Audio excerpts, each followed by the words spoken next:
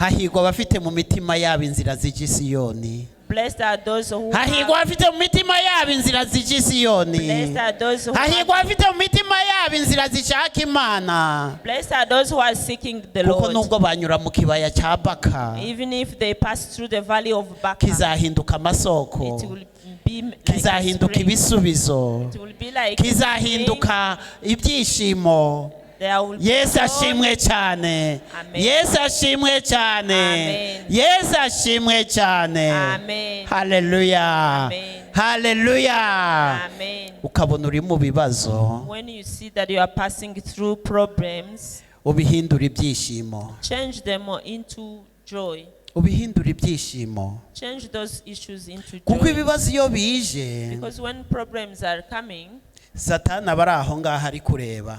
Satan is nearby checking. Ariko kureba uko ubyitwaramo. Checking how you will react on during that. Akareba uri kurira. And when he sees that you are crying, Satani agatambira ku rukomo. Ibibazo biraza, problems come, ugatangira kwitotomba, then you start complaining, ugatangira kuvuga you amagambo. start talking a lot of words, Satani akishima. then Satan will Ntabwo get very tugomba happy. kumuha amahirwe yo kwishima. Don't give him a chance to be happy. Ntabwo tugomba guha amahirwe Satani kwishima. Don't give Satan a chance to be happy over you.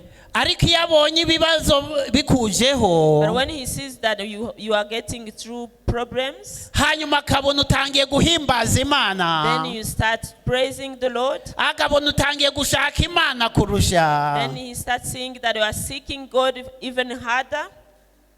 ubutaha Next time, azatekereza kabiri kugira guteza he ibibazo. will think twice before he comes. with issues. Azatekereza kabiri kugira guteza ibibazo. Next time, before he comes, he thinks twice. Aravuga ati ubushize namuteje ibibazo, Says next, he says that he has attacked you with the issues, hanyuma yegera Imana kurusha, and then you go to God even harder. You atanga seek God. amashimwe kurusha. He was praising God. Uyu munsi ntabwo muha ayo mahirwe yo kumuteza ibibazo. Then he will not give a chance to you to give you problems because he knows you will be praising God.